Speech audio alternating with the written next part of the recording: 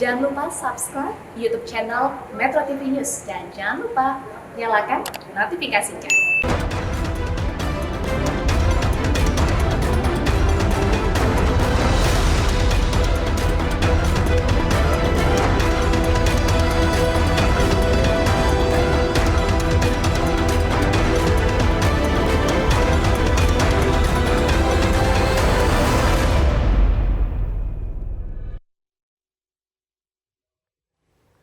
Sebagian dari tokoh potensial calon presiden pilihan publik kian gencar bermanuver bepergian ke kota di luar wilayah tugasnya. Tidak hanya itu, Ketua Umum partai politik yang punya ambisi untuk maju di Pilpres 2024 juga melakukan kerja politik demi meraih simpati publik. Di saat masa jabatannya sebagai Gubernur Jawa Tengah akan berakhir, Ganjar Pranowo justru kian leluasa untuk bepergian ke kota di luar wilayah tugasnya. Pada akhir pekan ini misalnya, politikus PD Perjuangan tersebut mengunjungi Kampung Pancasila yang berada di Kabupaten Madiun, Jawa Timur. Dalam kunjungannya, Ganjar menekankan nilai-nilai toleransi umat beragama yang harus dijaga dan dirawat bersama. Menurut Ganjar, di tengah maraknya aksi-aksi tidak terpuji di bulan Ramadan, ia juga menambahkan Kampung Pancasila bisa dimanfaatkan sebagai sarana pembelajaran dalam memahami arti kerukunan dan toleransi. Ini kan cermin Indonesia. Kalau toleransi, jadi cerminan Indonesia yang toleransi itu yos ngene iki. Ini yang mesti kita rawat, ini yang mesti kita jaga, dan beliau ternyata sungguh-sungguh, bahkan tidak hanya sekedar simbol dari rumah ibadahnya, tapi sampai arsitektur yang khas. Seakan tak mau kalah, Ketua Umum Partai Demokrat Agus Harimurti Yudhoyono juga memanfaatkan akhir pekan Ramadan ini untuk bersafari. Kerja politik yang ia kemas dengan tajuk Safari Ramadan ini dilakukan dengan mendatangi pelaku UMKM di sekitaran Masjid Agung Kota Tasikmalaya, Jawa Barat. Dalam kesempatan tersebut, AHY memborong dagangan makanan takjil dari puluhan pelaku UMKM untuk dibagikan kepada masyarakat saat menjelang berbuka puasa. Putra sulung Susilo Bambang Yudhoyono ini juga menyinggung berbagai persoalan yang menghantui masyarakat seperti mahalnya harga bahan pokok. Banyak di sana sini mereka yang lapar, harga-harga melambung tinggi. Ini bahan-bahan pokok. Saya bertemu dengan berbagai kalangan masyarakat, terutama masyarakat yang berada di lapisan paling bawah, terkategori miskin dan tidak mampu. Sangat sulit kehidupan mereka. Harga minyak goreng, gula, telur dan lain-lain. Bagi BBM, solar ya. Pengamat politik menilai, manuver para politisi yang juga tokoh berpotensi capres itu adalah upaya untuk melebarkan sayap popularitas.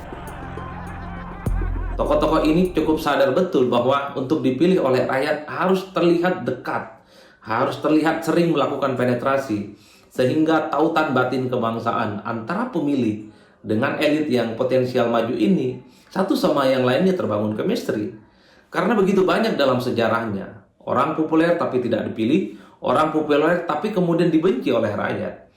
Jadi tanpa ada keterkenalan yang tinggi, akan sulit sekali disukai, apalagi kemudian dipilih sebagai calon presiden. Hanya saja pesan saya bagi para calon presiden yang keliling-keliling daerah itu, jangan lupakan tugas asli Anda. Nanti kalau tugas aslinya lupa, pembangunan yang nggak dilaksanakan, program yang nggak jalan, malah kacau balau. Wajar saja apabila para tokoh politik sudah mulai bermanuver untuk 2024. Namun penting bagi publik agar tidak menelan mentah-mentah informasi yang disampaikan para tokoh politik yang berfokus mencari popularitas jelang pemilu. Tim Liputan Metro TV. Nah, pemirsa, untuk membahas lebih lanjut terkait dengan fenomena menteri dan kepala daerah beradu pesona jelang 2024 sudah bersama dengan kami pengamat politik Henry Satrio. Selamat pagi Mas Henry. Selamat pagi Mas Henry. Selamat pagi. Baik, Mas Henry, bagaimana nih Mas Henry melihat manuver-manuver di tikungan-tikungan menuju Pilpres 2024 antara menteri dan juga kepala daerah yang saling beradu pesona begitu Mas Henry?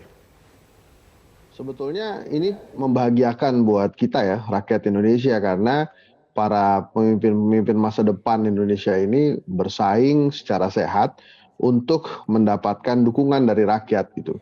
Ini membahagiakan kenapa? Karena artinya Indonesia tidak pernah kehabisan pemimpin gitu. Jadi mereka terus-menerus berlomba.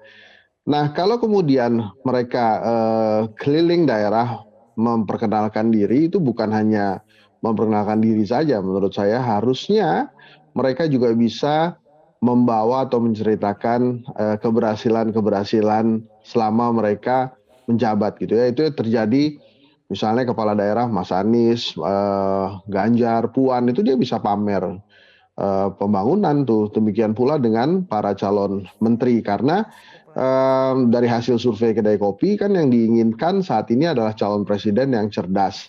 Maka ini strateginya harus berubah dari pencitraan menjadi pameran. Artinya apa? Pamer-pamer keberhasilan mereka gitu.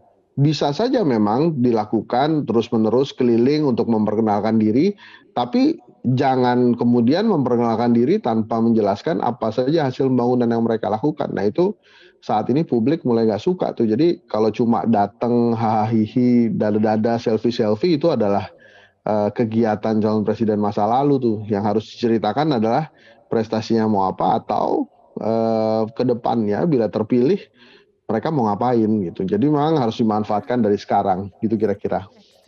Mas Henry, daripada keliling begitu kan menggunakan fasilitas negara juga begitu Mas Henry, bukankah lebih baik bahwa kepala daerah ataupun menteri ini fokus kepada tugasnya, apalagi kita sedang menghadapi situasi pandemi. Masih dalam situasi pandemi, para menteri seperti himbauan dari Presiden Joko Widodo harus fokus pada tugasnya masing-masing, Mas Henry.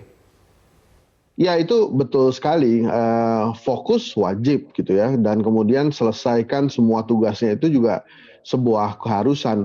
Tapi para calon presiden ini baik yang masih menjabat sebagai menteri atau kepala daerah ini pinter-pinter juga. Jadi melakukan kunjungan kerja juga kadang-kadang melakukan safari popularitas juga dibarengi dengan kunjungan kerja. Jadi sekalian juga mereka ini tidak sehingga tidak banyak waktu yang terbuang.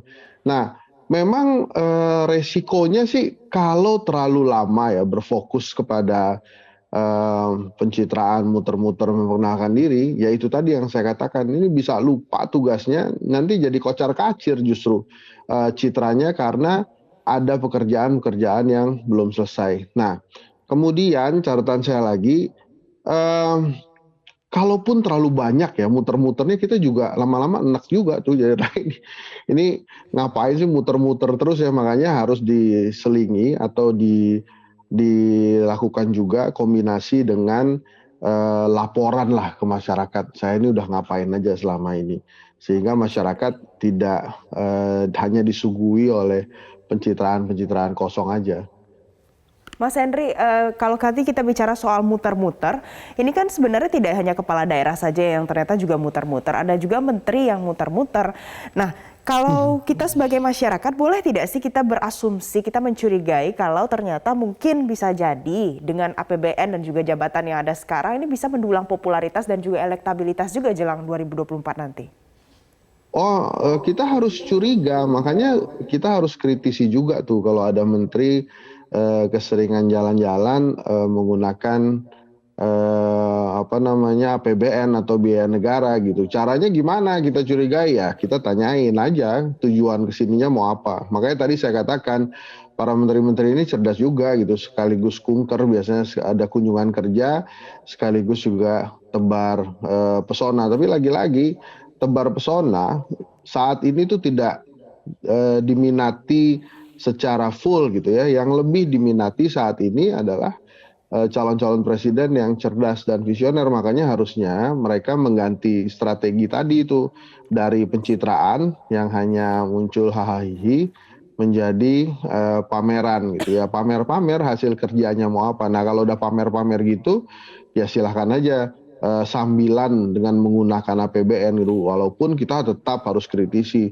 Nah sebetulnya kan hal ini tergantung ke Pak Jokowi juga. Kalau Pak Jokowi merasa nyaman, kemudian tidak terganggu dengan aksi-aksi menterinya yang jual diri tebar pesona, ya maka nggak akan diganti, nggak akan di reshuffle. Jadi kita juga nggak bisa protes terlalu keras dan kenceng. Yang paling bisa kita lakukan ya mengkritisi supaya kegiatan mereka Mas Hendri. muter-muter menggunakan APBN itu benar-benar bermanfaat buat Mas rakyat yang dikunjungi gitu. Ya, Mas Hendri, khusus untuk menteri, apakah kemarin kan kabarnya sudah Presiden Jokowi sudah bertanya kepada para menterinya ya, siapa saja yang ingin maju di Pilpres 2024 nanti, dan sudah ada yang menjawab siapa saja yang ingin maju di Pilpres 2024 nanti. Apakah para menteri itu harus mundur sesegera mungkin atau sembari jalan seperti ini saja? Singkat saja, ya, Pak. sebaiknya mundur untuk tidak mengganggu agenda-agenda politik Pak Jokowi gitu ya. Karena kan Pak Jokowi ini harus dicatat baik oleh sejarah. Jadi sejarah itu kan nggak pernah mencatat keberhasilan dan kegagalan menteri. Sejarah itu hanya mencatat keberhasilan dan kegagalan presiden. Maka sebagai pembantu kalau mereka punya agenda pribadi memang harusnya mundur. Tapi berapa banyak sih menteri yang berani mundur ya, tidak menggunakan fasilitas negara, tidak menggunakan popularitas yang diberikan oleh negara kepada dirinya untuk berjuang sendiri gitu demi popularitas mereka. Kan sampai saat ini menteri yang elektabilitasnya tinggi kan hanya Prabowo, sisanya Erlangga Hartarto, Erick Thohir, Sandiaga Uno.